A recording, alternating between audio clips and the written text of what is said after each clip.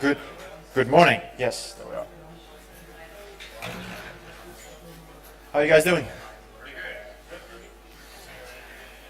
Um, this is going to be the last lecture in the series on the project plan, on project management. From here on, all the other sessions we'll have are going to be feedback sessions, basically, where you can propose your work. So all the content you should have, you should be able to find here. And the learning objectives and these lectures will contain the information about what do I expect. So before you ask feedback, always you can go over these and check it for yourself. What do you think I'm going to give you as feedback? Now, so today we're talking about the elusive concept of KPI, key performance indicators. Last week we talked a bit about different things that you can monitor in a project.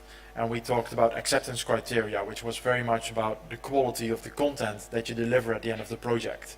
How does the client know whether you fulfill the contract or not? And how can you agree upon this? You've got progress, which is very much in scheduling and velocity and all the kind of stuff we'll do with Scrum and we'll work on in Block D as well. But today we're going to be talking about how do you define business value. Return on investment is one of those terms, at least in the sense of money. But basically it's about the question, is the project a success? You know. So what's important about a KPI is that it's quantitative. It's a metric. So you always need to find ways to make whatever you're trying to measure to make that measurable. This is not always immediately apparent how to do this. So if it's about the project's success and it's about monitoring business value, basically the question is, what is value in your project? That's the first step you ask yourself if you're going to set up your KPI. So there's no one-shot answer. It really depends on what the goal of your project is. Right, one that's really easy is just we want to make monies. Right? Become profitable, be millionaires, be like Notch, I'm not sure. But it could also be that you have a game that doesn't actually need to make money. It's about creating brand awareness for Nike or Mora or whatever company brand has hired you to do something. Could be about changing people's behaviors. I think the health RFP is very much on this topic, which is either about creating awareness about a health topic or actually changing people's behaviors on said topic. So your KPI should measure how much behavioral change have you accomplished through your app. Could be about teaching skills. Could also be about making a name for your studio. Lately this has been a answer that a lot of people have been giving to what should the first game of your indie studio be. It should be a game that's top of the bill in some kind of niche. You don't really need to make a large profit on it, you might actually make a loss. But if you can make a name for yourself, then you'll have something to get noticed, and later on for a second and third project you might fare better. Just could be that you want to create a better world. Some of you have this intrinsic desire to make the world a better place. Well, great, but creating a better world is difficult to measure. How much better world did you create? Well, 42. You should do better in setting up your proper KPIs and really being able to measure it, because you can. Before we go to all the other stuff, I want to actually talk a bit about business value. The first thing that comes to mind with most people, at least who've been trained in business management, is business value is money. Everything gets calculated back into money. And one of the key terms that you'll hear is return on investment. This is one of the main things that a lot of the publishers and a lot of the clients you might have will think in those kind of terms. Return on investment is basically the amount of money you get back after you've invested the money. So my safest investment is to put it on a bank account and get 2% interest rate every year, right? This means I have a ROI of 2%. Now, if you're going to ask this publisher to not put this €100 or €100,000 for that matter into his bank account, but you want him to put it into your project so that later it will be more money, it needs to have a better return on investment than this 2%, right? It's that easy. If you have a higher risk, because all the money might just get lost, there also needs to be the promise of a higher return. So this is something that a lot of business people will use, and I want you to know this term. I think most of you or all of you will not have to use this term in your project plan, but I want you to have heard it. Now, like I was saying, everything in business management, everything gets calculated back into money. But there's also a relatively new stream which has been coming up, say, for around 10 years under the umbrella term corporate social responsibility, which basically says next to money there are other things which are important and companies should take care of them because it creates value. Now, so the first one is profit, the other one conveniently start with a P as well, because business management studies always find 5 C's or 5 P's or 3 C's. It's amazing. Can you tell me what the other two are? Start with a P. Personnel, yeah. That was going to be my third, so I'm not going to hit the button just yet. And what's the second I'm looking for? Planet. That's it. It's people, planet, profit. So if you're thinking in terms of what business value are you creating, IKEA, for instance, has a very strong culture for putting their people above their profits. And they have very good working arrangements. And while I was living in Japan, the people who worked at IKEA were so amazed that this Swedish company actually kept their people strategies in Japan, where the working ethic is very different. This cost IKEA money to give people this amount of leave or to make sure that they don't need to work all those over hours. But a lot of game companies who are now doing AAA budget projects, they need a lot of people during production, and at the end of production they kind of need to slim down and they don't have a new project to put these people on.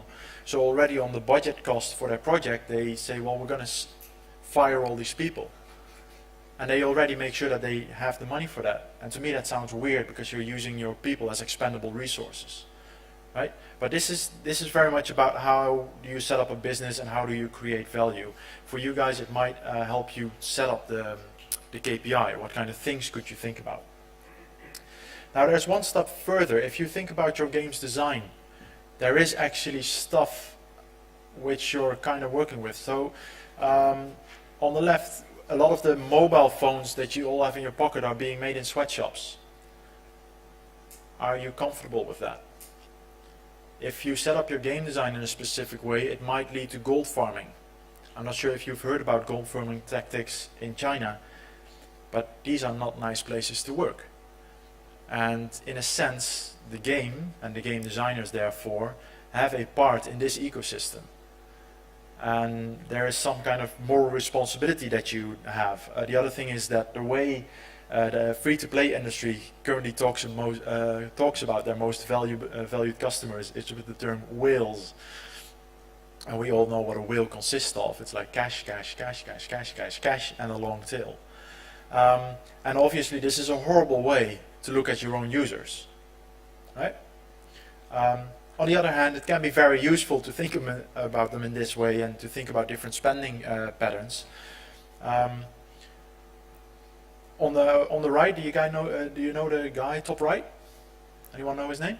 He bought I think, like drugs for AIDS or something, and then he increased the amount that it actually costed. So when people need to buy the medicine, he gets a lot of profit. Yeah. Yeah. This is Martin Shkreli.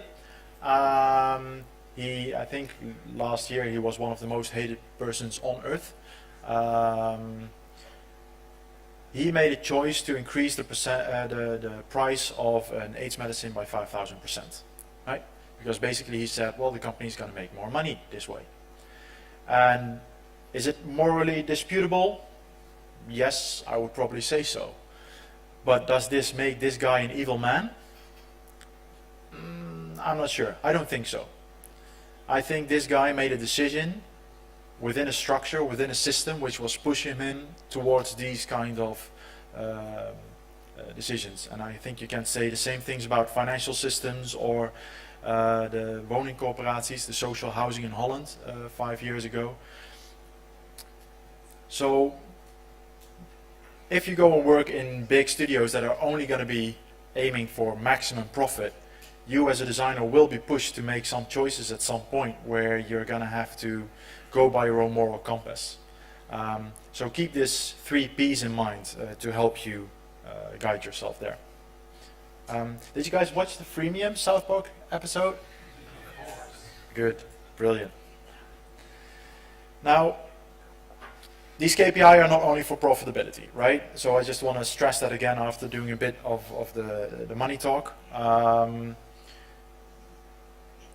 You can basically set all kinds of goals that you could use in your projects, right? So for instance, in the conflict children one, it's about actually getting education to people who otherwise cannot get education, right?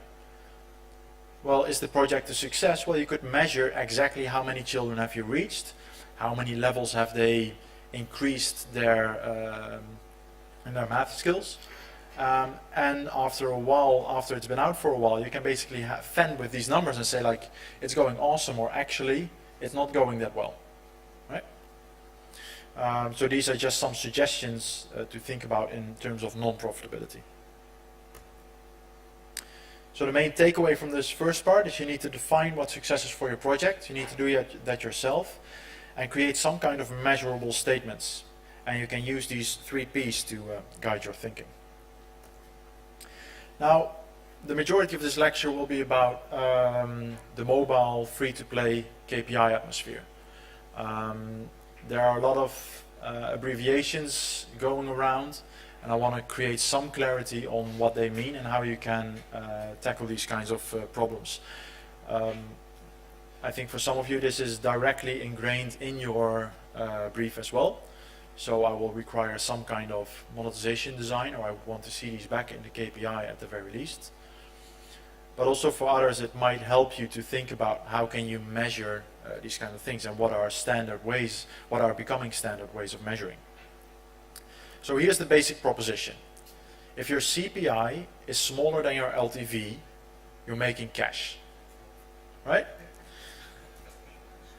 This means if costs per install is smaller than the lifetime value per user, then we're making the money. To put it again in different words, if it's cheaper to get a user than the amount someone spends, then we're making money, right? That's basically all you need to know. Any questions?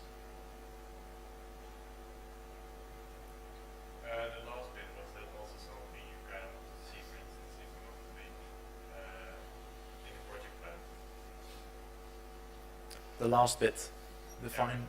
If you like, if you need to make a, I don't know, the output or like kind of a formula on your KPI. Yep. The KPI needs to be measurable, and I want, if you're saying this is going to be my KPI, I want you to give me the formula of your KPI. Right. Yeah. Could you go back one slide?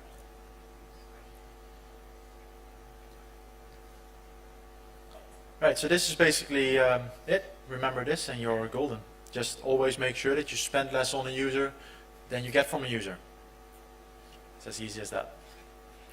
Why is it cost per install? Because usually we're not paying for users to install it. We're paying once and then no matter how many users install it, the price stays the same. Well, there are all kinds of different kinds of expenses that you need to make to get new users in. It's a good question.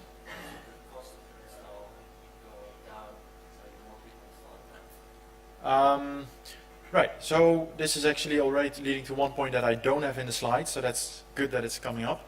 The cost per install is actually something that you have from launch onwards.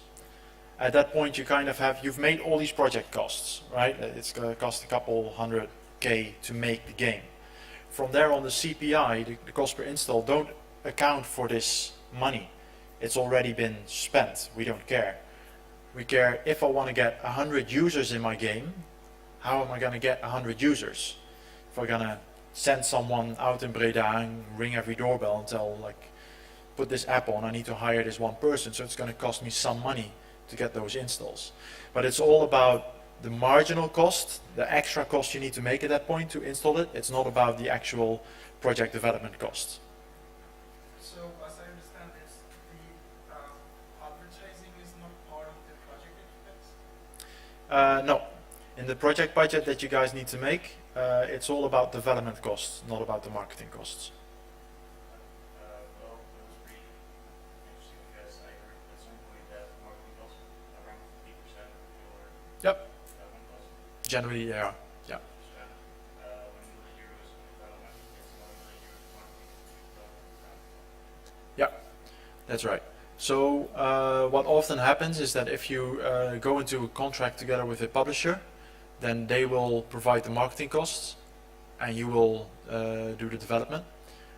So there's some kind of parity and they will tell you, well, we're spending this much money on marketing, so that's why we can't pay you more than this. Or if so, it all has these different ways of handling that. But basically, in the budgeting that you guys are doing, because if you would want to calculate your marketing costs, you need to make a marketing plan, and there's all these other marketing stuff, and that's not what this block is about. It's about setting the development costs. Well, I'm sure anyone else is doing that, but I was planning to hire a PR manager during development so that we don't start during development. Right. PR manager. Yes, if you want to have a PR manager or something else marketing related in your plan, that's fine.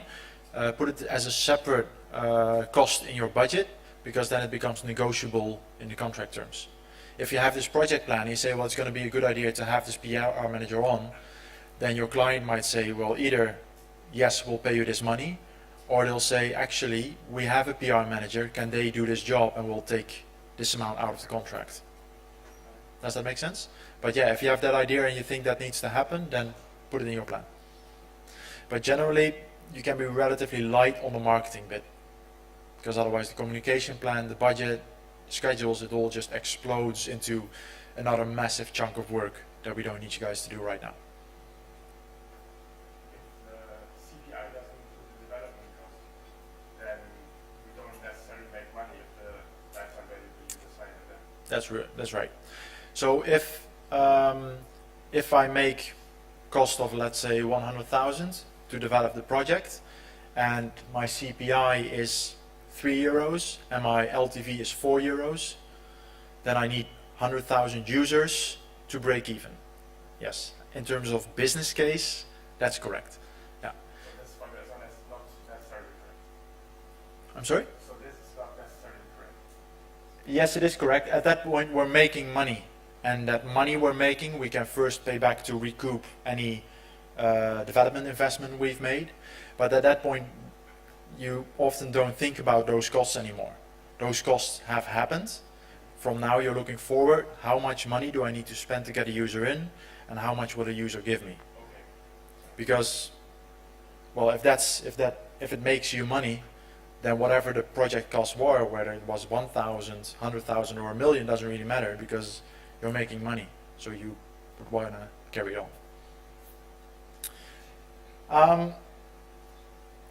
We're going to break this down entirely, but I wanted to have this core concept clear before we move on.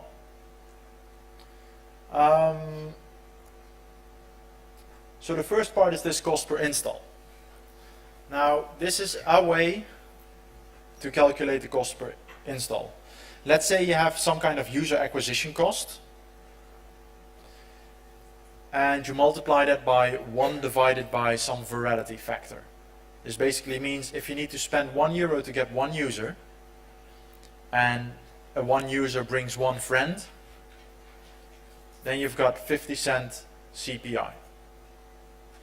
Does that make sense?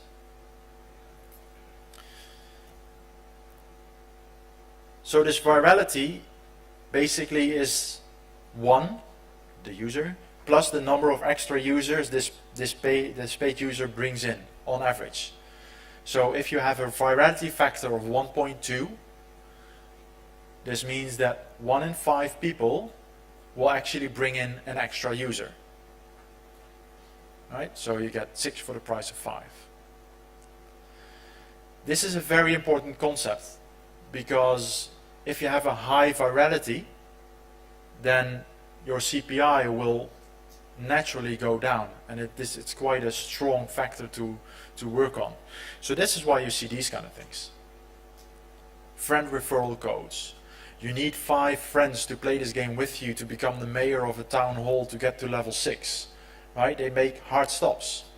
So even the people who are playing fully for free and are never paying anything, if they are bringing in other users who actually might start paying, then you still have value there, right? So think about this, virality features. What are you going to integrate into your product? What do you know? How do you know how much a user costs? So indeed, in this calculation, damn it, I'm going too far. Let's go back. Actually, the gray bit gets put into this user acquisition cost, right? So how do you know what it costs to get 1 user? Well, basically, there are different kinds of costs you have for user acquisition, right? You could hire someone to go into Breda and ring our doorbells, but it sounds like a bad idea. Might be brilliant, I haven't tried it. But basically, you could say, well, there are 3 main ways. This is really rudimentary. Actually, in marketing, there are way more ways of doing this, but just to cut it off, and you could kind of say, well, either you have like general marketing, conference presence, or sending cool packages to Kotaku and Polygon and Rock Paper Shotgun and getting them to play your game, but all kinds of ways to create organic downloads. Organic downloads is the term we use for people who just find the game out of nowhere. You don't know where they come from, they just kind of click on your game, right? Generally, this amount is close to 0. Apart from your family and your friends, no one will download your game. Do you guys know how many games are released on App Store every day? 500. 500 games a day. Try and play them all. Another way of doing it is pay-per-view advertisement. So you could get in another game or in Google or in 9gag or wherever you think your target audience is. You can put advertisements there, and for every view, if they can say, well, a user saw this advertisement, you pay something. Right? That's also just a way of getting marketing up, and then these people might come to your game or they might not. Now, the dominant strategy we're seeing in the mobile free-to-play market is pay-per-conversion. This means that in a game, I might die and it tells me, well, do you want to play on, or do you want to keep your high score, or do you want some extra gems? Well, download and install this game and complete the tutorial, and we'll give you gems in this game. Anyone done this? Yeah, I have. This is becoming a predominant way of how to get users. And in here I just looked up some, and there are many different companies doing this, but I found AppNext, and they advertise it like this. They basically say direct CPI bidding. This basically means that they have kind of like a market, like almost like a stock market, and they say, well, we're selling 1,000 users, and we're asking $3.50 per user. And someone goes, yes, click, I want those. Okay, cool. And then within a couple of weeks, guaranteed, he gets these users. Right? If the product is free, anywhere on the internet, that means you are the product. Right? If you're using Gmail for free, if you're playing games for free, it means that the data that you're creating is being sold, and people are making money because they have your data.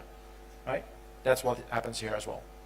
Now, the cool thing is, or the weird thing, but that's the world we live in, is that at some point, through many different games and many different years, people know your spending behaviors.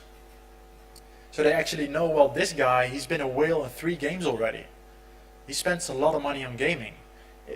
The cost per install for this guy is going to be in a different segment than the other ones, right? So there's a lot of brokering of users.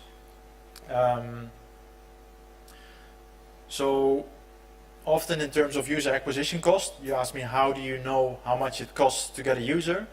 Well, you go to a website and you ask someone, how much do you ask per user, and they'll give you a price.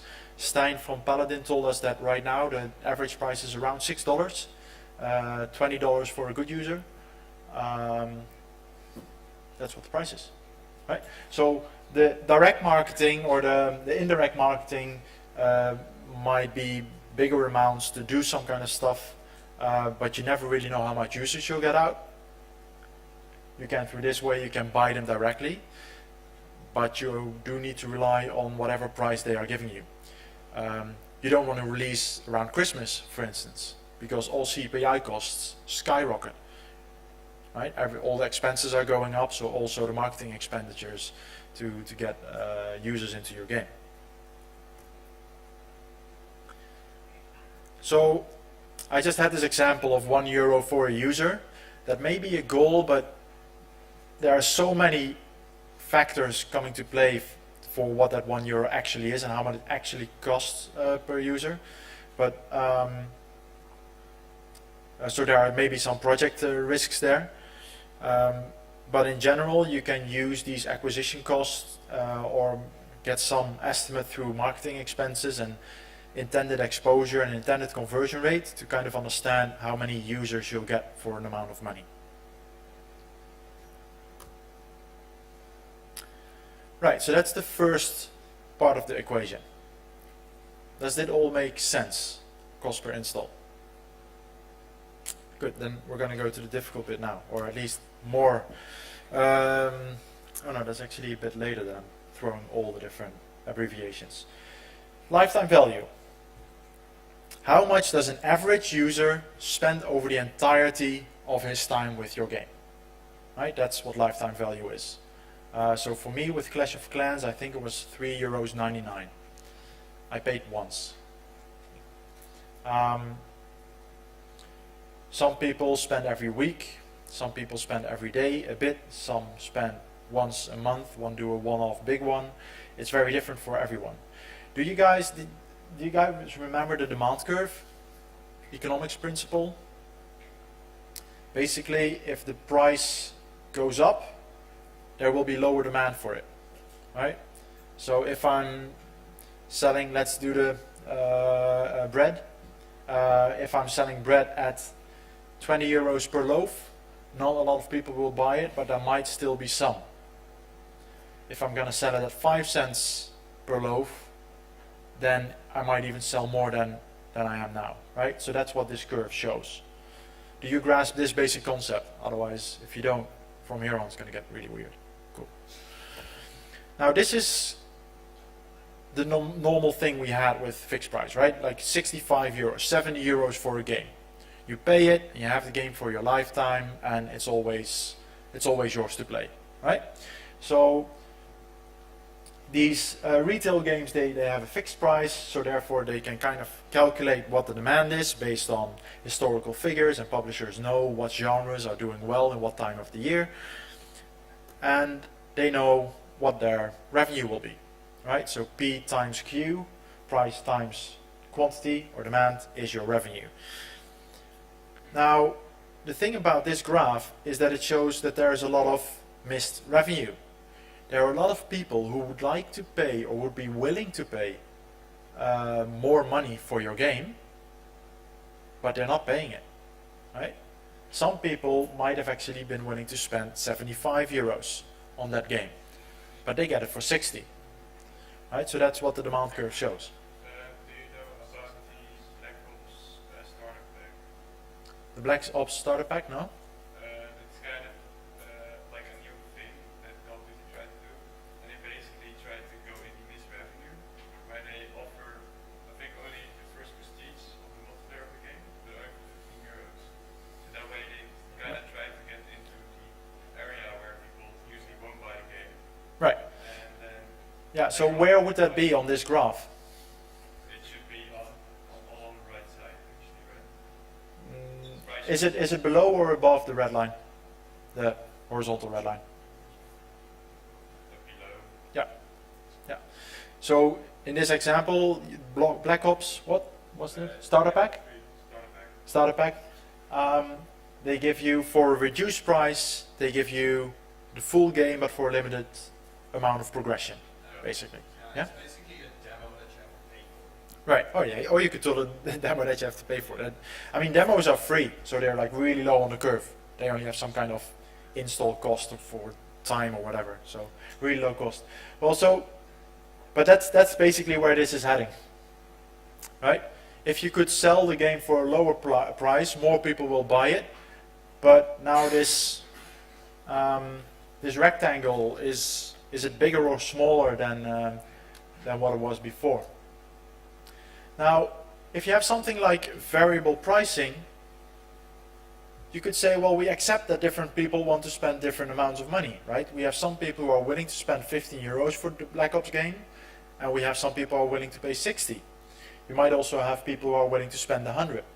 So if you create a product for them through variable pricing and create a good value proposition, then the missed revenue part gets smaller and smaller and smaller, right? And this is a tactic that they use heavily these days. So these are some of the things that you'll see, like the starter pack, really brilliant example. I was amazed with Street Fighter 5. When it comes out, it already has a character pack. So can you guys tell me the difference between the Diablo Collector's Edition and the Street Fighter 5 Deluxe Edition, which has extra characters? With Diablo, you get like real physical things if you do the deluxe edition, and with Street Fighter, I think it's only like you get DLC, so it's like Yeah. Yeah, so it's digital versus physical, yeah? In my opinion, could be personal, but with the Diablo Collector's Edition, you get extra stuff, and in Street Fighter, you get stuff that could have been in the game, but it's held back from you. Right. This feels more like extra, that feels like it should have already been part of the product. James? With the deluxe edition, I can always like go just get another edition, then come back and get the season pass later. Right, yeah, so that's a very good point. I didn't even think of that. This I need to choose whether I buy the normal game or the collector's edition, but in Street Fighter I can first buy the normal one and then later get the season pass. One last point. With Titanfall, they made a deluxe edition with the season pass with the DLC. The season pass was €5 cheaper, €10 cheaper than all DLC combined. So you would get something later that wasn't Yeah. there yet. Yeah, so sometimes they sell a promise of you'll get something later and you can already buy it now through a discounted price, right? So they already get your money and they can put it in a bank account and get the interest on it. That's also more interesting because that's more cheaper than just putting the DLC in. Yeah, but it's more expensive than not buying it. To me, the big difference between the three of these is the value proposition. So in Diablo, I'm the geek. I love Diablo. Well, I don't really, but if I were to buy this, right, I can show everyone I'm a big fan. So what I'm buying here is actually not just the dice and the CDs and the hard books, but it's actually that trophy which tells me that my identity contains this part of being awesome at Diablo 2. In Street Fighter 5, it's about game content. The most important game content in Street Fighter 5 is not the scenes or the levels where you play, and it's not the little suits that these guys can wear, but it's actual characters. Right? That's what you value in these games. EasyJet, their variable pricing structure. What's the value proposition? Who can tell me what it is? Yes, economic business class. That's what they all have, but they changed the entire airline system. What was the big change that EasyJet made over all other airlines before them? Ah, you guys didn't know that. Right, that's weird. To me, that's well. Anyway, it used to be so that last-minute tickets for airlines were cheap. If you book them way in advance, you probably really want to go on a holiday, so you pay a lot of money. And by the end of when it's almost about to leave, they just put the prices way low because they just want to fill up the plane, right? And then EasyJet came along and they said, well, we're going to do it the other way around. If you are the first to book, you're going to get the cheapest price. But if a couple of hours before departure you still want to get on that flight, you probably really need it and you're going to pay for it. Right? So their value proposition is about convenience and time of booking.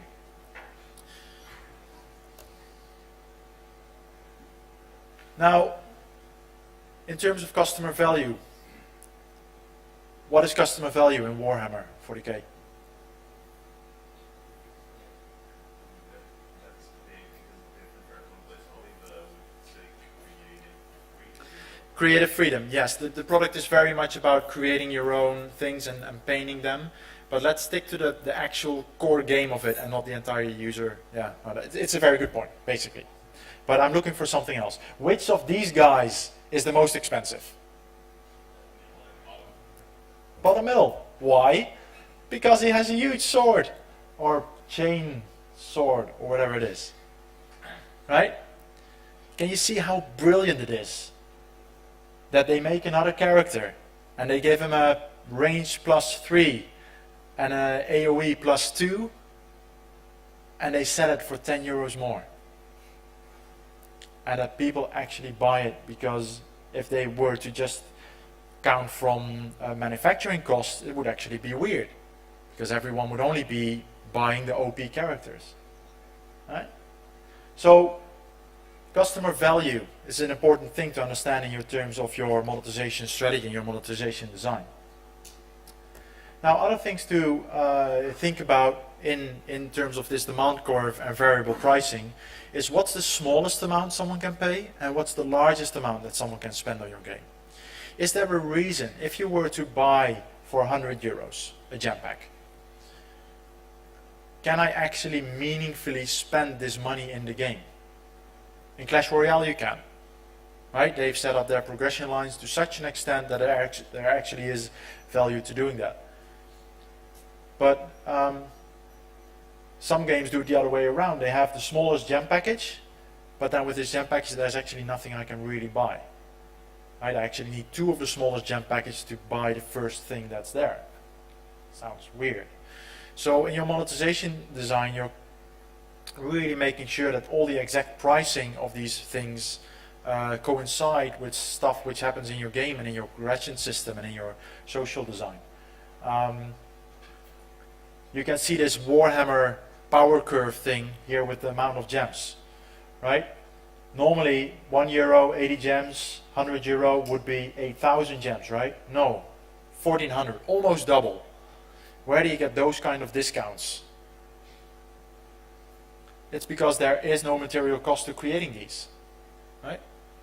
You see similar strategies I found out because I've got a kid now, is that diapers do the same thing. Diapers are actually really expensive, but they're always on sale somewhere, for some reason. So think about this. What's the minimum price that people can spend in your game? And that's going to be the start of your revenue. Now there's also the other part. What's the maximum expenditure? For those of you who like to watch extra credits, might have seen the free-to-play video on why free-to-play is currently broken. And the extra credits guys, they are really in favor of free-to-play. They're really positive about it, and I actually really agree with a lot of the points they're making. But they have this video where they show that because all these big games are all chasing these high spending customers and they all want to go for these huge bucks, it's actually breaking the entire system. Because normally for me on a game, or Clash Royale maybe, or some other game, I might be willing to spend like 5 euros, maybe 10 if I really like it, but not more. 20 if it's really awesome. But that's my max, right? But I don't do it because I know that in Clash Royale, if I spend 4 or 5 euros, it's just a start to nothing. It's like I don't really get anywhere. And in your monetization design, you can think about how can I make it meaningful expenditure for all these people who are there right in the middle, who are willing to spend between this 5 and 20 euro range. Can you make meaningful game and meaningful expenditures for them? or is this only luring them into the higher levels? This is one of the things that Hearthstone does really well. It gets a big chunk of their money from that mid-range users. So far this is very much about value and variable pricing, and I want you to think about what your monetization design is. What type of monetization are you using? How many different variable price points do you have? You can set this up by thinking about what is value in your game and start from there.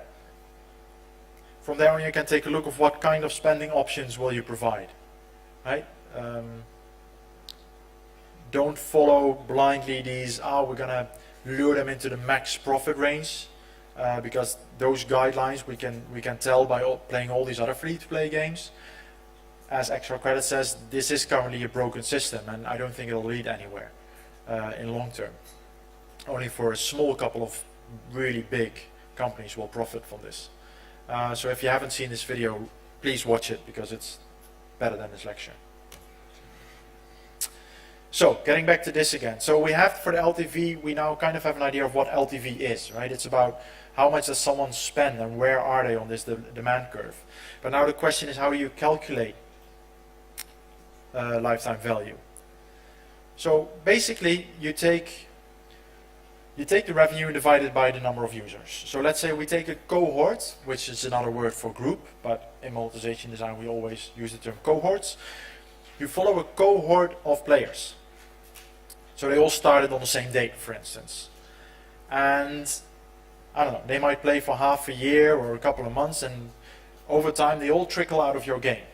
And you just sum up all the money that they've spent, and when the last one has stopped your game, you can basically say, well, I had this many users, this was the total amount of expenses, so the LTV, the average amount spent per user, was this number.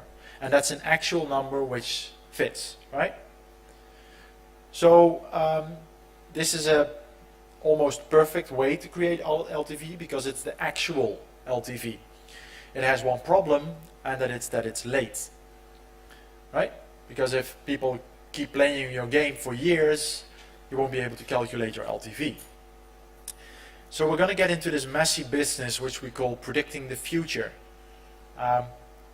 Niels Bohr or someone else, it's been attributed to multiple people, said prediction is very difficult, especially if it's about the future. So we're going to have to take a look at these two different terms. So basically, if we say on general, on average, this is how long a player stays, 90 days, 30 days, 20 days, 3 months, 9 months, whatever the time is, and we know what the revenue is per user per time frame, if we have those averages, we can kind of predict our LTV going forward. So first we'll tackle the lifetime bit, then we'll tackle the revenue bit. So if you want to know how long does a player keep coming back to your game, there are a couple of things you can look at, a couple of terms that are important. One is retention. Retention is typically measured at day 1, day 3, day 7, 30 and 90. Might be different for your project, but what do you guys think in terms of percentages for these days? So if 100 people start up the game, install the game, how many will come back for the next day, for day 1?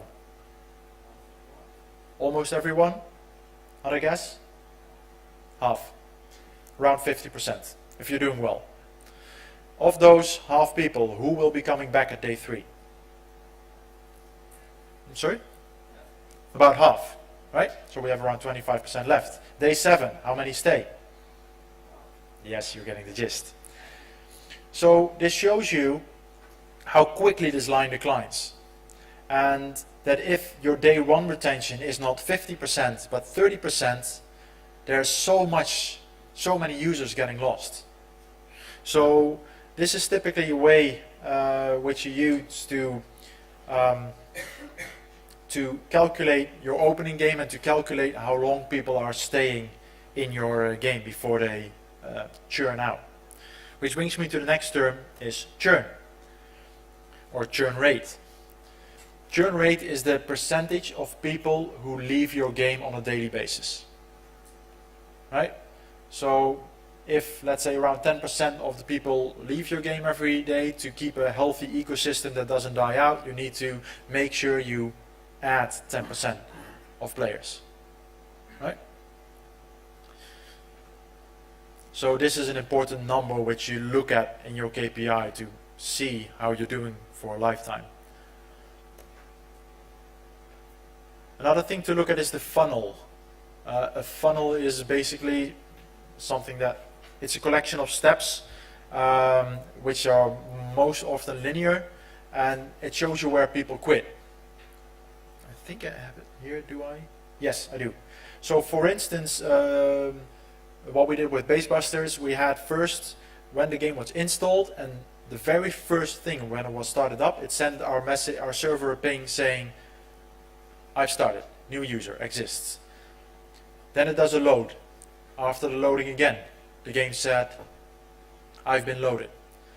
Then we needed to have some DLC update, like feature updates, which you often have in mobile, so it needed to update. And we had again, ping, we've updated. Now already by this time, before the game had even started, before the tutorial had started, we'd lost a fair number of users. Because for Basebusters, our loading times were too long. Optimizing those loading times gave us better retention rates. Right? So a funnel helps you specify the exact point where people are dropping out of your game. Now, these are the kind of things that you'll see in games. This is why we have these features. The daily reward, come in for 5 days in a row. It's all to get you into that rhythm of retention. Now, seeing these chests reminds me that I need to open one. Sorry. The other part next to lifetime is the revenue, which we need to calculate and monitor. How much does a player on average spend in your game? So we look at this term called ARPU. This is basically, for a given day, you take the revenue that came in on that day, and you take the daily active users on that day. How many people logged in this day? How many unique users? So if someone logs in twice, you only count them once. You could also calculate ARPU on a monthly basis. Depends on how you want to do it. But this gives you an average number of spend. Now, it's also interesting to see what's the average revenue of a paying user. Right? Because with the previous one, we could actually see daily active users. What if none of them were the spenders? What if all our spenders actually play on Fridays, for instance? Right? You do see peaks in a week. There's a cyclical cycle going on weekly and monthly basis. So to take that into account, you can also see, so what's the revenue we got per person who was actually paying. So you do the same calculation, but you only count the daily active users who actually have paid.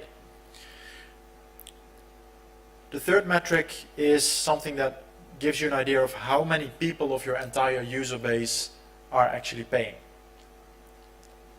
What do you think is a normal conversion rate, or a good conversion rate, let's say? 3%? I'd be really happy if I get 3%. I think 1 or 2 is decent.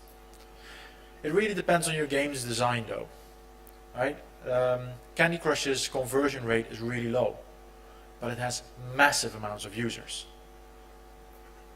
Compared to, for instance, Clash of Clans, which at some point actually the conversion rate in the higher regions of the game is really high, because all the other people have just been pushed out.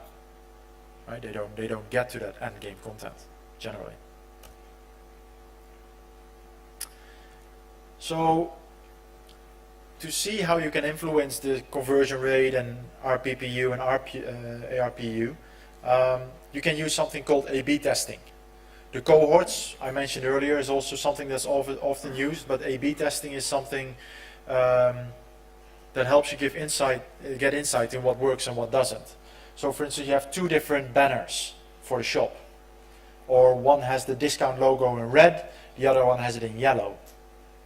right? And you have different groups and you give them this data and then you see who spends the most and you tweak your game. And it is really on button sizes, the exact text that was used. Did you say 40% discount, or did you say a normal price is this and now we give you 40 extra? Right? There's really different psychological things about getting something extra or getting a discount, making the timer visible or not. These kind of things is really simple what you can tweak with to make it right. And especially the big ones like King.com have mastered this to perfection, to an evil perfection maybe. So now we have some kind of idea of what the average lifetime of a user is, and we have an average idea of how to get the RPU, the average revenue per user.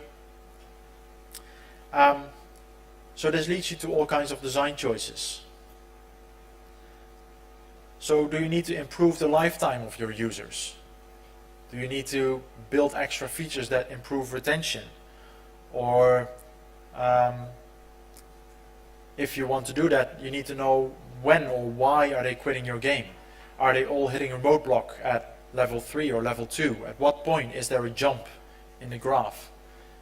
Sometimes it's as simple as 1 or 2 units having a bump in their progression line, where you need to grind just a bit too much and people just don't come back.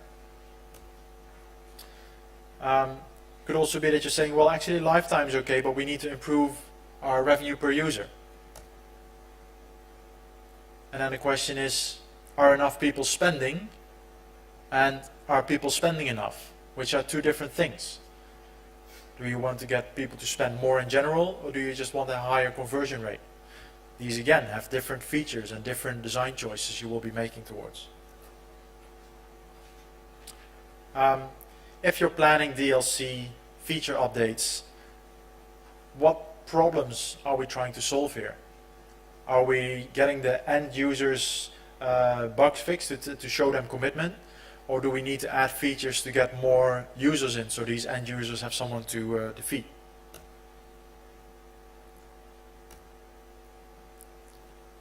Periodic sales events, periodic events often really help with retention. Right, so these are all kinds of design choices that you'll face if you're working on a game that is live and where you're using data-driven development. It might be difficult for your concept plan and project plan to really integrate these because you don't yet have the data to see how your game is performing. But the real reason why I think all these topics are really interesting for designers to learn about is they'll give you different eyes to look at the projects or the products that you're playing and to understand the design choices that are being made there.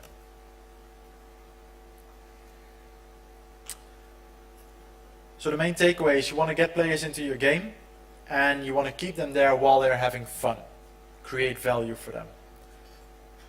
On average, you need to make sure that they pay more than it costs you, or otherwise you'll run out of business. What? So based on that data, would you say DLC usually is talked about after launch? What generally happens in the projects that I know of is that during the first development of the project, you already create your first DLC package, because probably 3 weeks after you've done your first soft launch, you already want to regain some traction and keep some things going.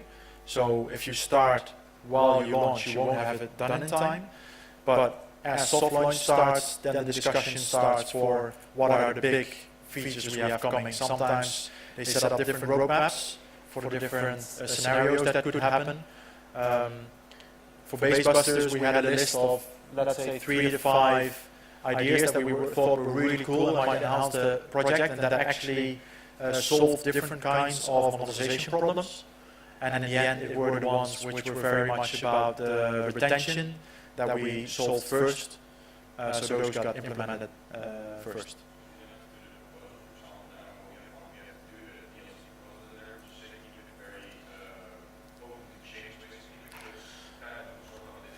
No, I would say that the first DLC proposal that you have is not open, but it's specific, and I would tie it closely to what you think is value in your product. So if In Street Fighter, it's characters, right? So what is it in yours that you think is your monetization design model and people will spend money on? Basically, that will probably be the first set of data that you will use for A/B testing. That's another way to look at it. I want to give some practical advice for those of you doing year one projects. Do you have a moment? I want to do 2 more slides and then I have more questions. So it's all about defining value through KPI. So how do you define value for your project? What is the value? What KPI do you use to measure these? And I want to know the exact KPI calculation. Right? Don't describe it kinda, but give me a mathematical formula of how you calculate this. In terms of what the prediction will be, 2% conversion rate or a 90-day retention of X, you won't be able to make those predictions. So you don't need to go in depth. However, I want you guys to choose a design philosophy where you say, well, I'm going to go for, like Candy Crush, very low conversion rate, but I'm going to need huge, massive numbers of people. Or it's the other way around, you want to go for the wheel spending, so you make sure there are enough things to spend for the end game where you want to get them. Right? So it's about getting one package together that has a coherent vision. Getting the exact numbers right is way beyond your experience at this point. I wouldn't be able to do it either. How does this fit into the So what is value in your project? Right? Plays, probably. Amount of people playing it. If they play it on the way there, and if they play it again on the way back, they might really like your game. Could you have retention in that kind of format? Amount of time played. You could take a look if there's messaging around your game, how people respond. There are different things you can do. The other part that you guys need to think about is development cost. So using game analytics costs money, right? If you've got features promoting virality, conversion, funnels, A/B testing, that all needs to be done. Integrating analytics packages costs time. If you want to use user acquisition, then they all have the little SDK which you need to put it into your game so that their ad links actually have a server to talk to you and so you know where the user comes from. For your data analysis and reporting, you might say, well, actually, I don't have the skills in my team to do this. I might hire a pro. And this leads to a little side point. If you guys want to be sure of getting a job, by the time you get out of here, get good at this. Data analyst, game data analyst. They're sought after really strongly, transferable skills to other industries, and really well paid. Finally, I can finally have South Park as a learning resource. Isn't that awesome? Okay, we have 3 more minutes for questions. Tessa? Yeah, for the so the very first you only have to use an estimation for marketing and then you research for Yeah, so what I said, to make exact estimations is really difficult. If you can find some estimations which you think from researching other games might be worthwhile, you can use those. Probably those numbers are generally secret.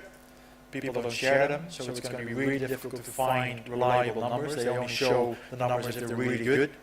But if you know someone who has a free-to-play company or if you contact them, that might help. But like I said, I want you guys to set the KPI and to choose the ones you want to go for. But setting the actual numbers for that and making those actual predictions, that's beyond the scope. What?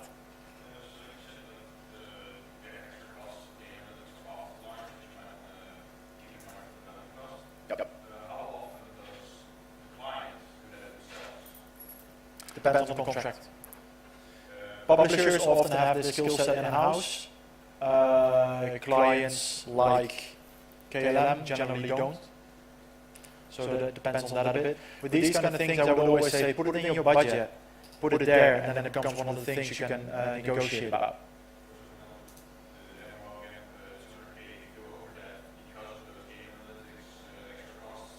Sounds fine. Yeah.